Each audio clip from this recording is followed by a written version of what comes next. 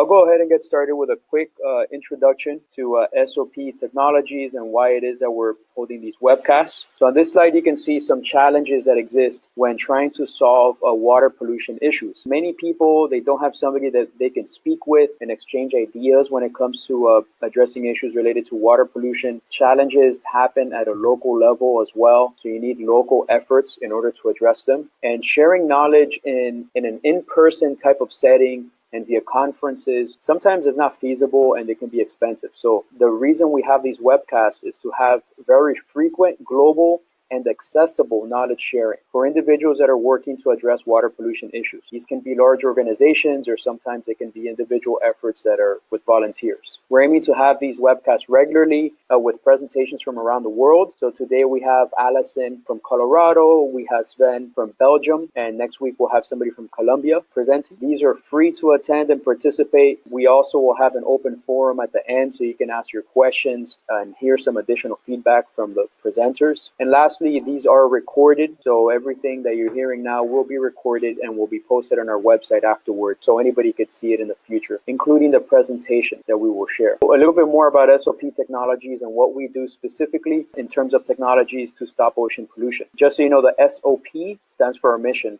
and this is stop ocean pollution. So one of the issues that we identified several years ago with stormwater pollution is that a lot of the trash that goes in the street enters through the storm drain system, and this causes pollution of waterways. Also, the pipes, stormwater drainage pipes, they become clogged, so you have floods, and it's very expensive to clean. So one of the solutions that we have that has been implemented in different cities is a screen that essentially blocks the debris at the street, so it's easier to clean up and remove while allowing a lot of water to flow through. So cities use this not only for environmental reasons, but also to lower their maintenance costs, because it costs less money to sweep the debris at the street than it does to use a vacuum truck to remove the debris after it has already gone into pipes. And of course, we're minimizing floods because the pipes are not clogged with all of that debris, and we're decreasing water pollution as a result of that. We can configure these types of products in different ways for different municipalities around the world.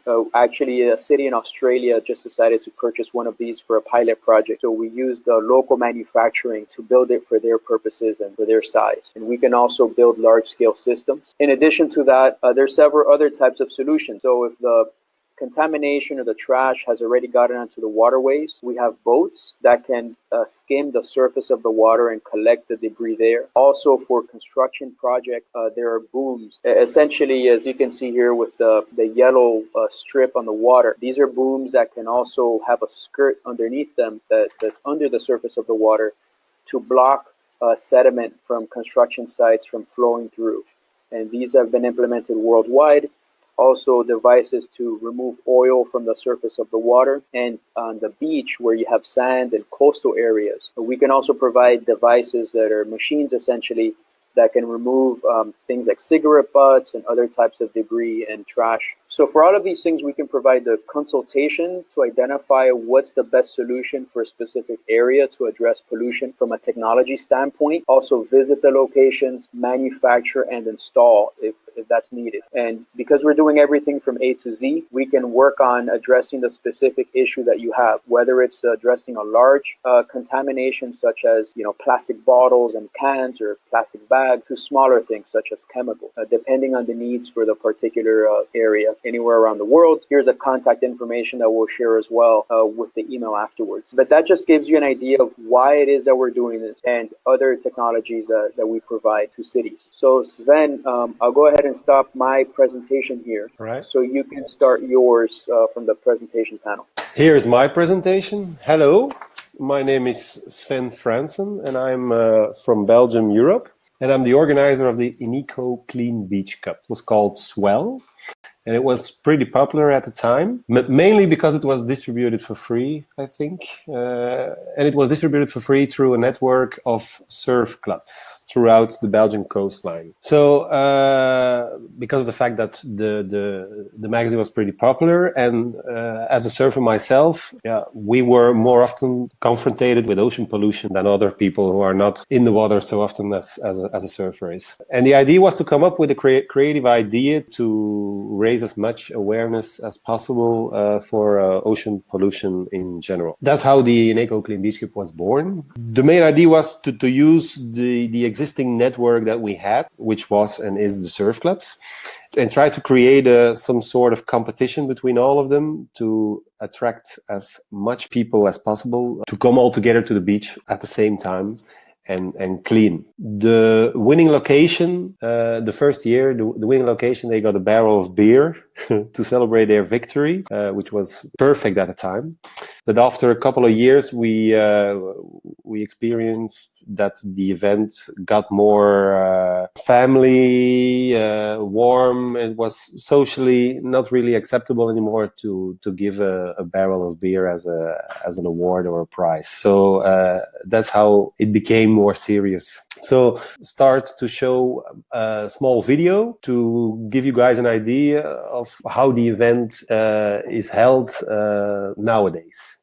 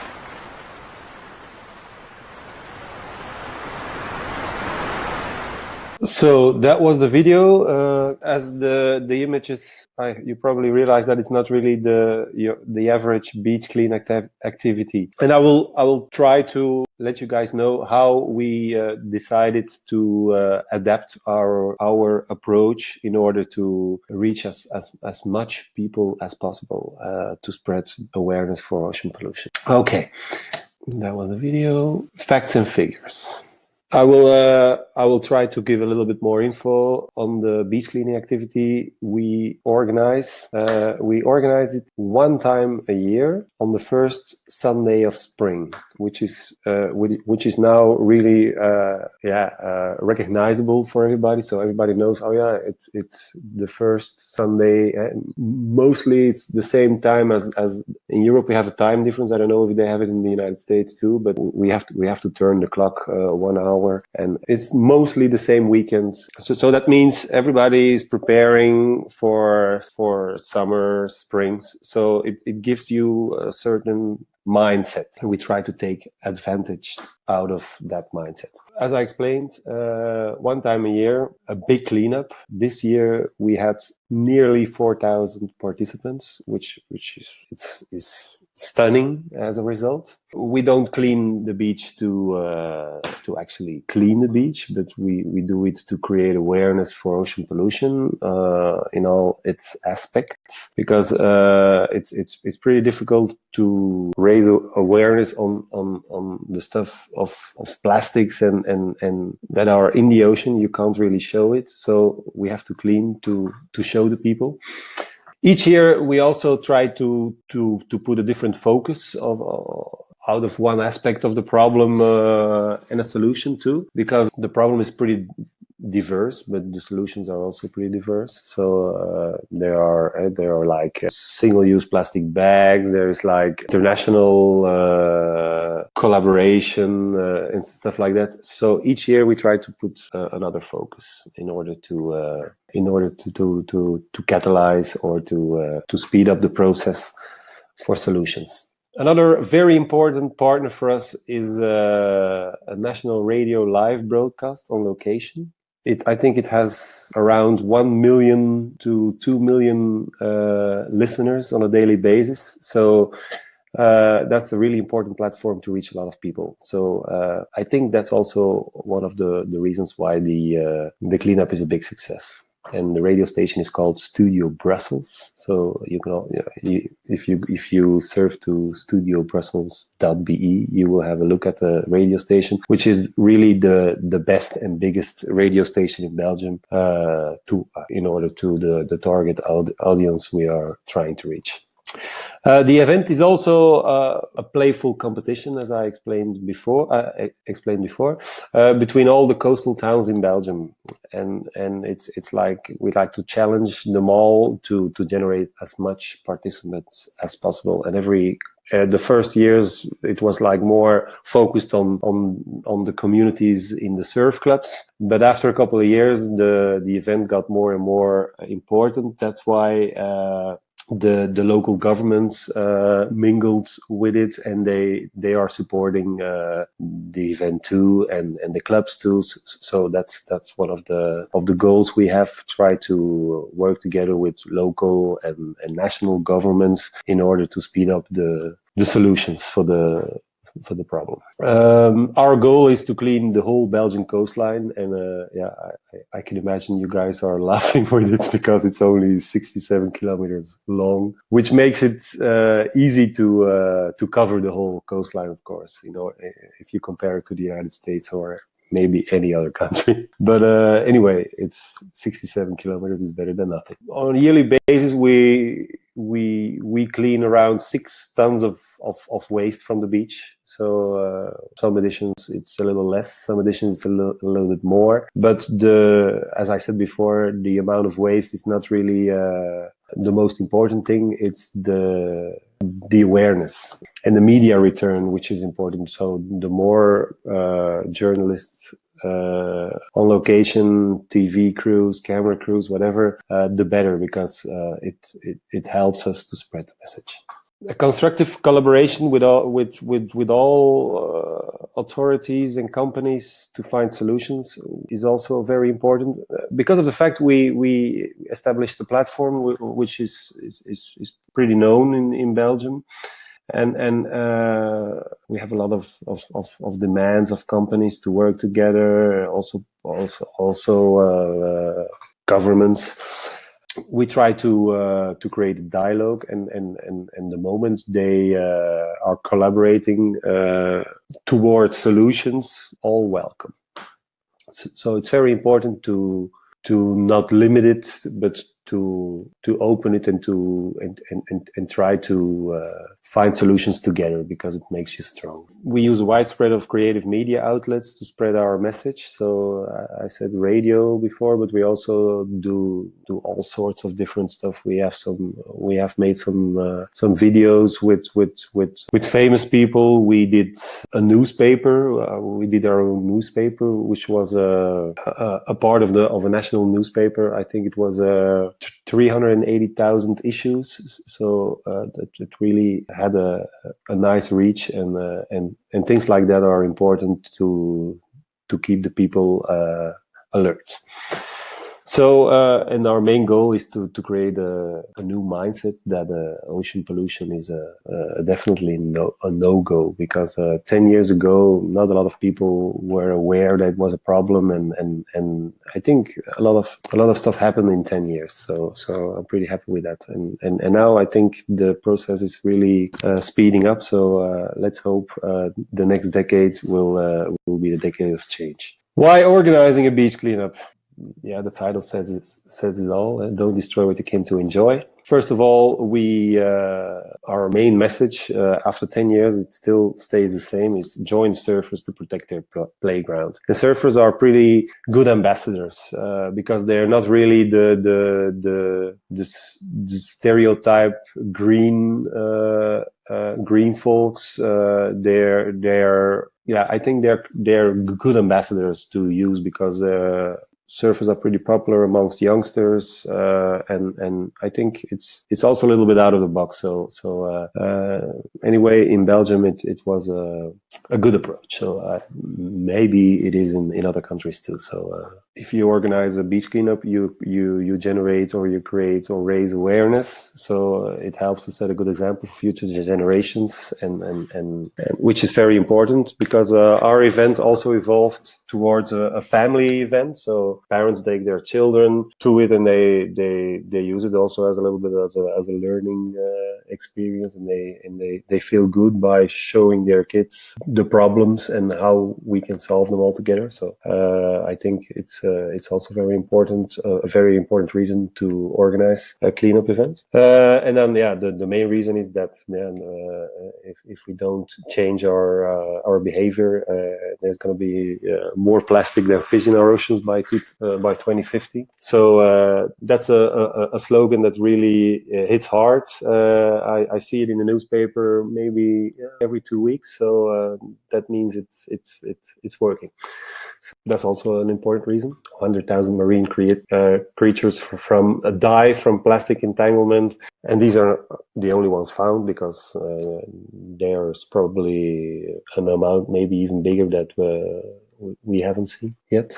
Another main important thing is the focus on reaching the less obvious target groups to join our cause, and that's why we try to organize a little bit different because we try to reach a really wide target audience and not really the people who are already aware of the problem, because then a lot smaller, unfortunately. But every year we see that the group is growing, so that means a lot to us and hopefully to all of us in the future. It's also important to show politicians and companies that we have to find a new balance between the economy and ecology, because plastics and stuff like that, we can't live without them. Our society is based around plastic production.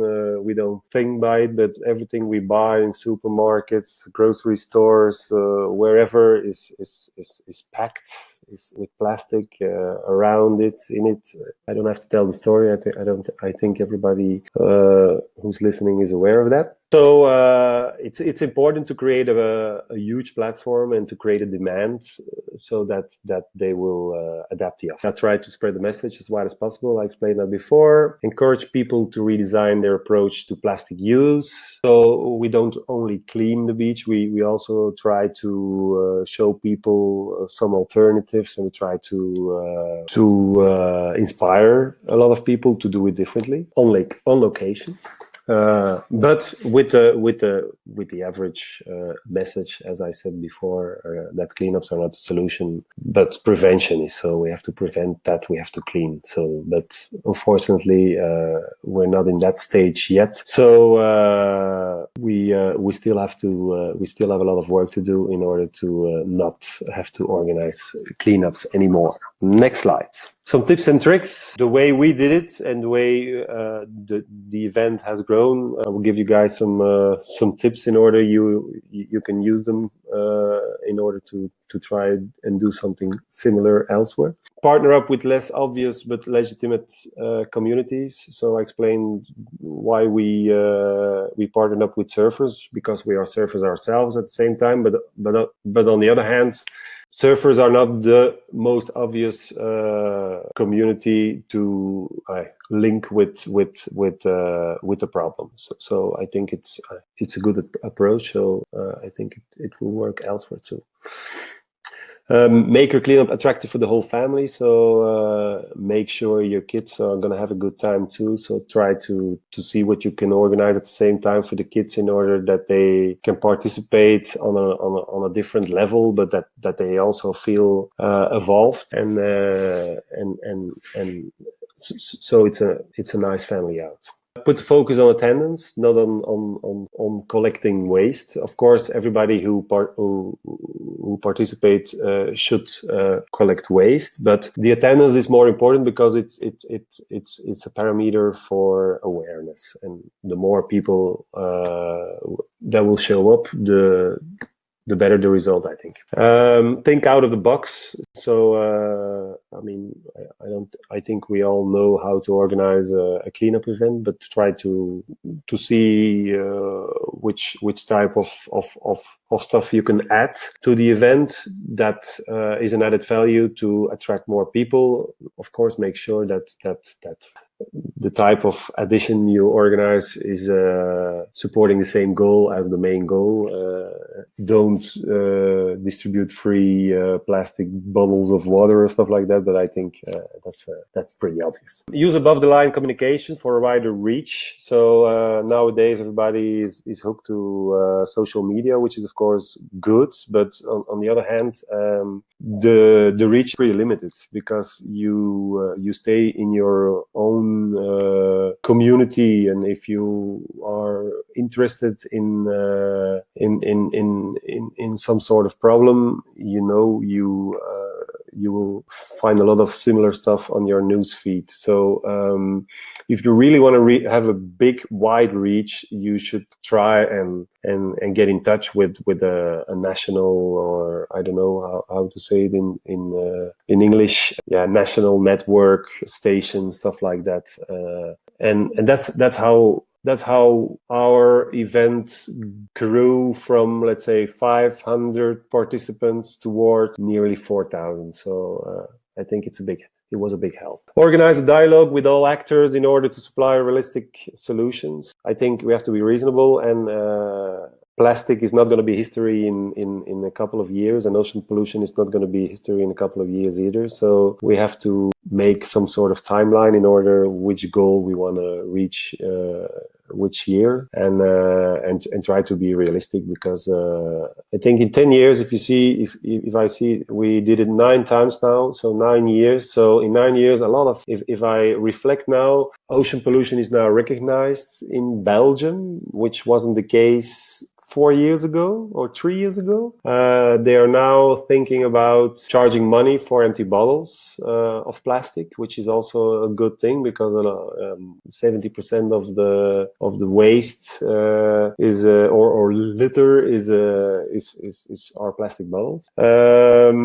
And single-use plastic bags are also getting banned later this year, stuff like that. So it's a lot of stuff is happening. So I'm pretty optimistic that slowly but certainly we will get there. Partner up and learn from real event organizers, because I'm not a real event organizer myself either. So the thing I did, once I got the sponsorship with an ECO, I partnered up with an event agency, and they helped me a lot to reach some goals. Because if I had to organize an event like the Eneco Clean Beach Cup is right now, for sure I wouldn't have the time to talk to you guys right now, because I would have been in the middle of doing some productional stuff, and now I'm free of all that. The only thing I have to do is try to promote the event and try to seek new opportunities to make the event and the reach and the message better and bigger. So that really helped out. The problem is also very diverse, so it has a wide spread of causes and solutions, and try to refocus every year in order to not really,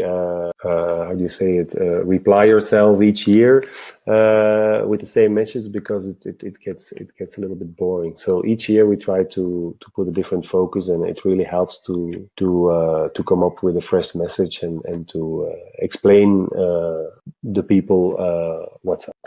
Also, be careful for greenwashing and polarization on social media. That's also greenwashing is of course obvious. There are a lot of companies that are trying to collaborate with us in order to give themselves a greener or bluer image. And polarization on social media is that the idea gets more and more extreme, which is not good for the dialogue in order to find common solutions. Why participate? I'm gonna quickly on that one because it's pretty obvious. 10 years ago, it wasn't the case because we still had to explain everybody why we did it. But nowadays, I think it's pretty obvious why people clean up beaches. We produce each day more waste than we can clean up in 1 year. Sentences, one-liners like that are pretty important because it gets in their mind and.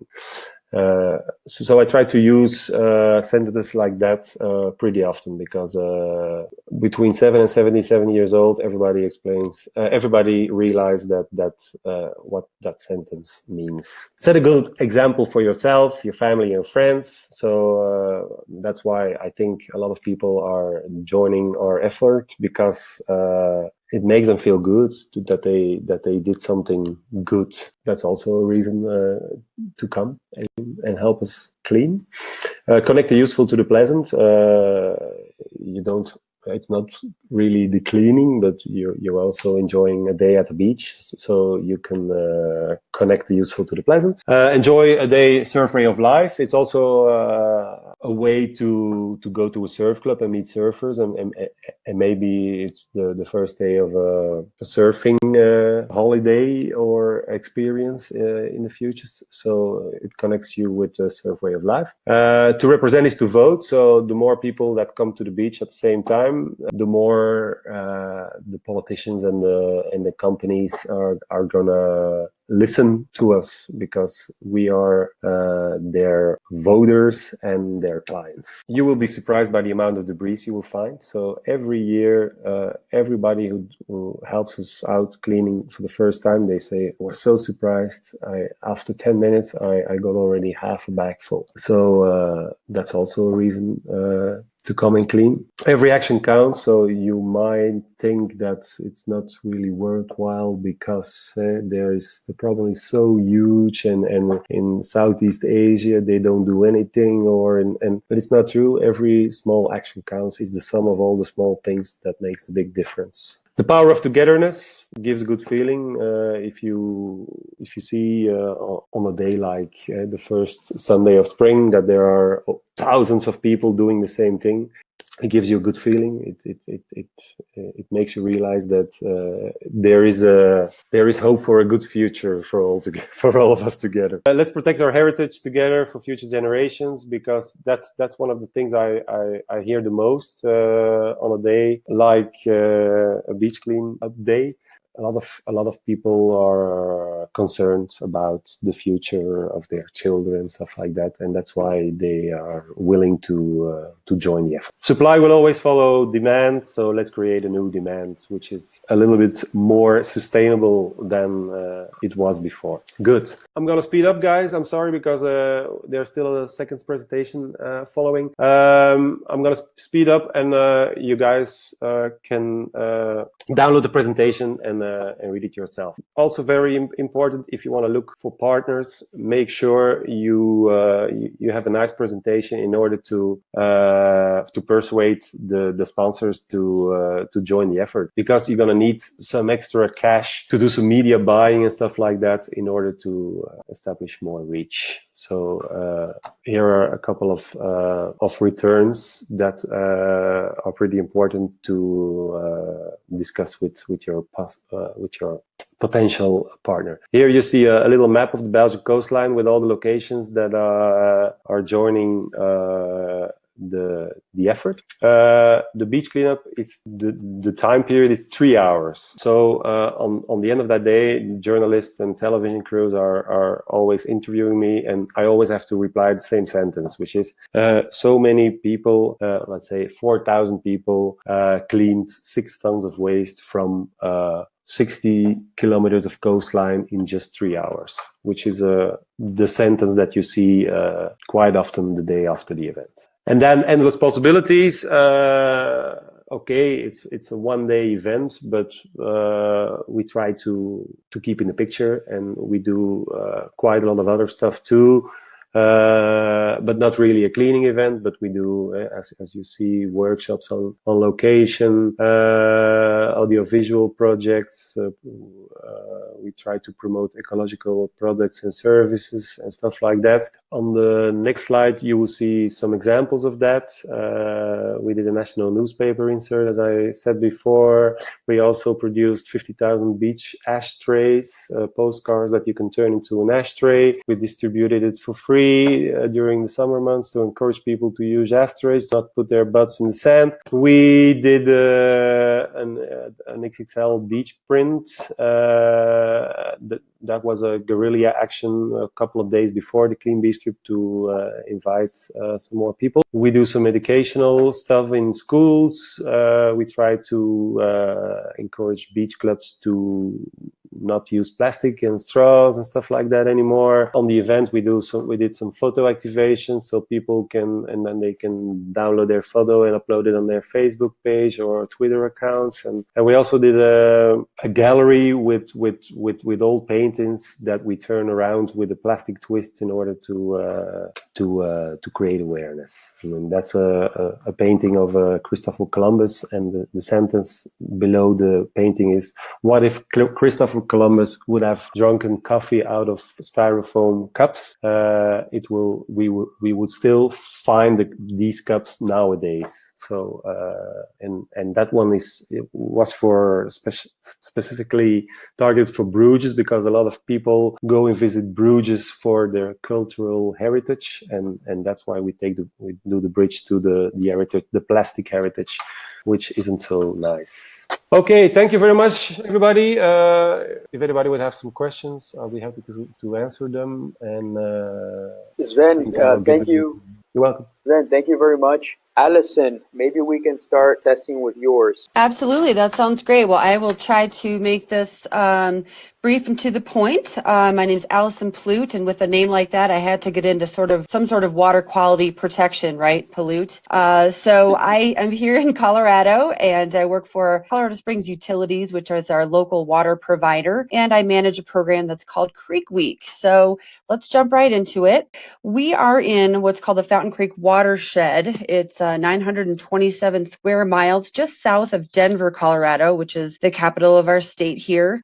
We have also America's Mountain, which is Pikes Peak, at an elevation of over 14,000 feet. And as you move south toward the bottom of the watershed, we dip down to an elevation of 4,600 feet. So it's a very abrupt topographical change from top to the bottom of the watershed, which really kind of sets the stage for a number of water quality challenges that we have here in our region. We are not only downstream to just a couple of communities, but what surprises a lot of people is that we are connected to the ocean via the Arkansas River here in Colorado. We're part of the second largest watershed in the world. That's the Mississippi-Missouri watershed that contains all of that sort of upper Midwest, central North America, and all dumps out to the Gulf of Mexico. So we really try to utilize that fact, which a lot of times people get their mind blown about the fact that Colorado, we're landlocked, but we really are connected due to the waterways. So we knew that we've got a lot of challenges ahead of us when it comes to taking care of our water, and that includes fires and floods and droughts and increasing population, increased pollution we're seeing throughout the world, of course. And what better way to begin to get people thinking about it as to get them into the waterways themselves. So Creek Week was launched in 2014, and we decided that instead of just working in one community, we'd work at the watershed scale, really connecting all the communities that share this resource together. We also decided that instead of just a one-day cleanup, where there's a lot of excuses that happen, believe it or not, oh, it's my grandma's birthday, I can't make the cleanup, or, ooh, the weather looks a little bit rainy, I'm not going to go. We are doing a 9-day watershed-wide effort, so it takes away that barrier of time and allows people to clean up whenever it's convenient for them. We do the weekend, the week of, and then the weekend following. So there's really a lot of opportunity for people to get involved. A lot of great benefits come with Creek Week. We also like to utilize our clean water to make delicious products such as beer. And so we thought, what a great way to tie in people's enjoyment for hops and hopped beverages. And so we started the first in Colorado, a Brew Shed Alliance, where we're working with natural resource managers and clean water providers and the breweries. We gave them a behind the scenes tour of our water lab. We developed a map and some coasters. And as part of being an Alliance member, those breweries have to do a fundraiser that then goes on to support the Creek Week cleanup. So that's been a really great, very effective partnership that's gotten us a lot of new audiences. We've just had all sorts of wonderful impacts from the Creek Week program. People are aware of the watershed district, which is really charged with managing our watershed. Most people are telling others about the great time that they have and the wonderful impact that they made through word of mouth. Most folks only spend an hour or two max when they do their cleanup, so this isn't an all-day weekend commitment. And most people that we surveyed said they will be continuing to participate year after year. People are realizing the extent of the issues that we have to work with and enjoy being part of a larger movement. You can see some of the numbers here. The first year in 2014, we had just over 600 people participate. Year two, we doubled that, and we continue to grow not only the people that we work with, the number of groups that are actively participating, and of course, the tons of litter and debris that we're removing from the watershed. Last year, we took kind of a different angle when analyzing the results, and when you look at the true value that this program, infuses into our communities, it's a really big value over just 9 days. So that's a great thing to show folks that are looking for some numeric numbers behind the value of Creek Week. A few tips for you. We really want to encourage everyone in the community to participate, whether you're a 3-year-old, 4-year-old kid that can barely lift the bag that you can see on the picture there, to churches and schools and businesses along our waterways, or even if you're not next to a waterway, we also educate that even by cleaning up the land, you're preventing that litter from then getting into our waterways.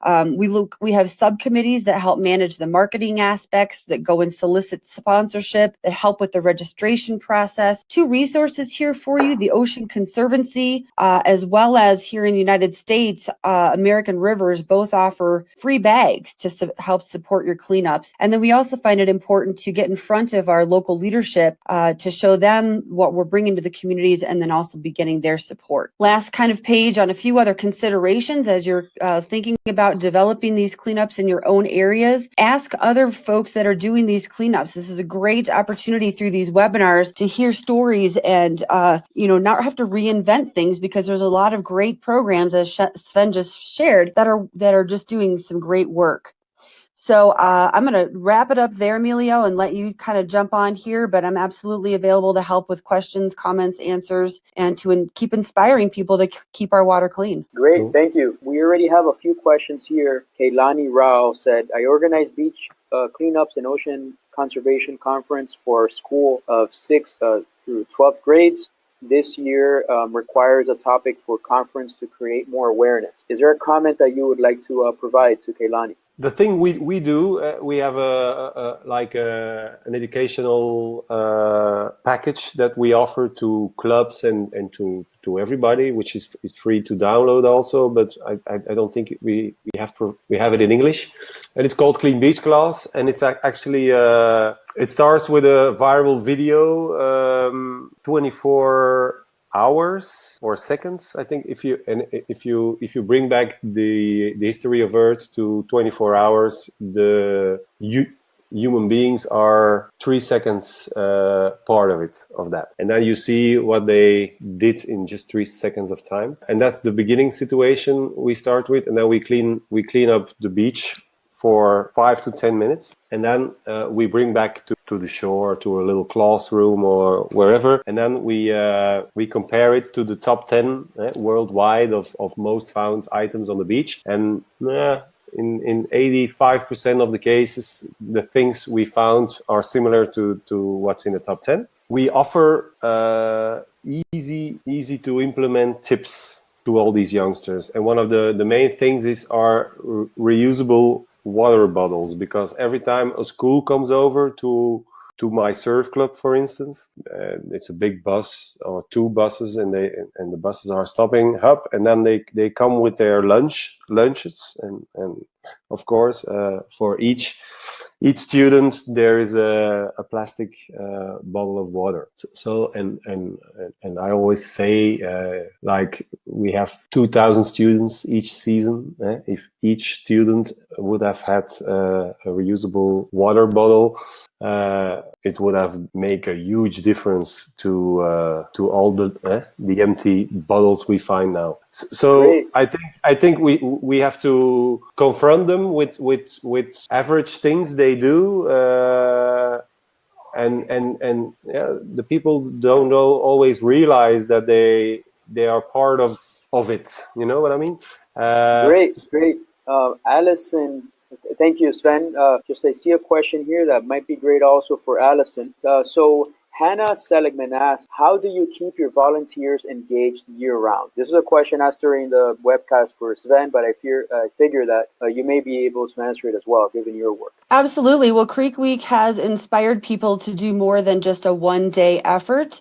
And we have been filtering a lot of these interested citizens into an Adopt a Waterway program, where they, as an individual or as a church group or as a Boy or Girl Scout group, will sign up to take on a waterway that's important to them, whether it's near their home or their church. And so they are actually doing their own cleanups 3 to 4 times a year, in addition to participating during the Creek Week event. So we've seen over 50% increase in our adoptive waterway programs that we have. And that's been a really great way to connect with people. We also started something that's called a trash mob. So if you can imagine, a flash mob brings people out to dance and sing. Well, trash mob is the same thing, but around the litter issue. So we'll find an area that's in need and rally people. Sometimes we'll make it a costumed event and really bring attention to this one-time sort of on-the-fly trash mission pickup. And those have been 2 really successful add-ons to the Creek Week program. Great. Sven, there was a question for you here from Kelsey Hogan. Can you explain the marine debris costumes in the videos and photos? What is an engagement piece as part of the cleanup event? The photo you saw in the pictures was a costume used by or produced by a Filipinian artist, because there was like a big expo in Belgium which called Water, which with every aspect of water, and of course water pollution was also a big part of it. And he was invited for that expo, and he did the opening ceremony, and he raised awareness by organizing a big dance with a dance company, and they all wore plastic costumes. You see it on the first one. So and the costume is like, yeah, because nowadays there are a lot of, yeah, that's that one. I'm actually thinking about his name. I will look it up and I will post it in the chat, the name of the artist. But it actually helped because a lot of people wanted to be on the picture with the guy wearing the costume. It got a lot of attention, which is important because it also spreads awareness. Okay. See a question here. Maybe Allison, you can take this one. It's from Fat Wen. The question is, I am now hosting multiple ocean cleanup events as well. My question to the speakers is, what do you do with the plastic trash that you pick up? Sure. We've had things go a few different ways with this. Some of the plastic trash that we find is really full of debris, and it's quite unrecyclable. So unfortunately, we do have to add that in with the trash pile. If we do find plastic that is in recyclable condition, we do turn that over to the local recycling group. And we really have that onus be on the crew leader. We had over 80 different crews last year, and part of that training that we provide the crew leaders is around what to do with the things that you find. So if the groups are very motivated and they'd like to separate the trash from the recycling, absolutely we'll facilitate that. Others, we're just happy that they're out there making a difference. Okay, great. Let's see here, there's another question. There was a question that I translated from Serapio. Sven, maybe you would like to take this question. It's, is there an international organization that controls or oversees spills from oil refineries? International?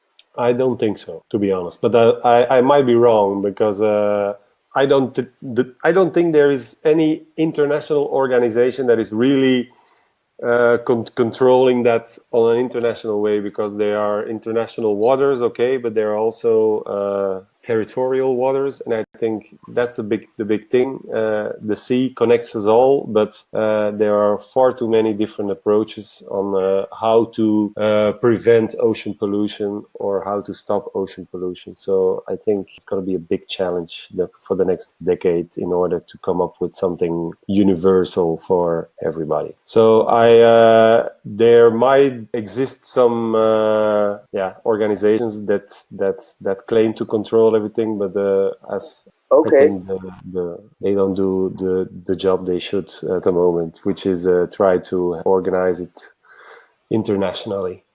Okay, great. Allison, maybe this should be the last comment since we're a bit over time now. By the way, everyone, I added a survey link. Allison, from the government perspective, what would you recommend to somebody? How can they get started if they find an issue like this one, where you have some kind of a spill, for example, from a refiner? Yeah, well, I think a big part of it is knowing who the players are and understanding how to communicate best with them, whether it's a government entity or an NGO, just figuring out who the best person is to bring your concerns to and really rallying the communities around you. We like to think of our cleanup as sort of a gateway drug, if you will, where people come out for a fun day of litter pickup for an hour or two, and then they begin to realize the issues that we have that go beyond litter. And it's really been inspiring to see how people have taken, what they're learning and what they're taking action on and going to the next steps. I mentioned the example about, people continuing to do cleanups throughout the year. Now we've got citizens that want to work on banning plastic straws and banning bags. And all it takes is just that one little spark, getting people out there doing a one-day event that can lead into something much bigger. And that's really what our world needs right now. Great. Thank you. In the meantime, I will go ahead and see if there's another question in here that we may be able to answer. I just want to add a small comment regarding what we do with all the waste we collect. We have a fulfillment partner in Belgium. It's called Greenway, and they're a recycling company. And I also was contacted by different similar companies who are interested in recycling the stuff we found. But after a couple of years, we had to realize that ocean debris is hard to recycle. The quality of the debris is so bad that you can't really do anything with it. So it's not really recycling that you do. You try to you can do something with it, but it's close to being worthless. So I don't think the recycling story is sustainable, because we have to prevent that it comes in contact with water. Because a lot of people here in Belgium, they also say, oh yeah, but we're going to recycle and everything we collect from plastic we recycle and we make new out of it. But it's not true, because in Belgium you collect all the plastics together in a blue bag, all the plastics together with also cans by metal, and we think, okay, we collect it separately, but the moment the plastics are in touch with leftovers of food and stuff like that, you can't use it in the food chain anymore. So it degrades. So it's not really recycling. So if you have a plastic bottle and you can't use it as a plastic bottle anymore in a later stadium, you have to use it as, I don't know, a lower type of plastic. I mean, after 2 or 3 times, it's going to be worthless too. So I think the only solution is a closed circle. Okay. Okay. It looks like folks are logging off. Allison, do you have any final thoughts? No, I'm just really pleased that these are happening and that people are hearing about the cleanups that are going on different parts of the world and different ways to do it. It doesn't really matter how you do it, but I'm certainly happy to share more information with others offline, and let's just keep the momentum going. Yeah. Great. Same, Sven, do same you have here. any final thoughts for the group? No, same here. I mean, for me, it's the first time. It's a little bit different to explain everything in a language that's not mine. So it takes a little bit more time to explain myself. But if folks have any more questions, do not hesitate to share them with me offline. No problem. And keep up the good work, Emilio. Great, thank you. Yeah, thank you both for sharing your insights and for answering the questions that the different call participants had. We have a great comment here from Kailani Rao, by the way, who works with cleanup efforts and coordination in India. So definitely this shows that we are truly globally collaborating here. We have I'm located in Miami, Florida. We have Colorado, Belgium, and India at the very least. Cool. The webcast. So this was great. Thank you both again for presenting, and also thank you everybody that provided your feedbacks. Remember to fill out that survey if you can. The survey link is on top, and we aim to speak with you again soon. All right. Stay on webcast for a few minutes. Thank you. Okay. Take care. Thank you. Thank you. Bye-bye. Have a great day. Bye-bye. Bye. Bye-bye.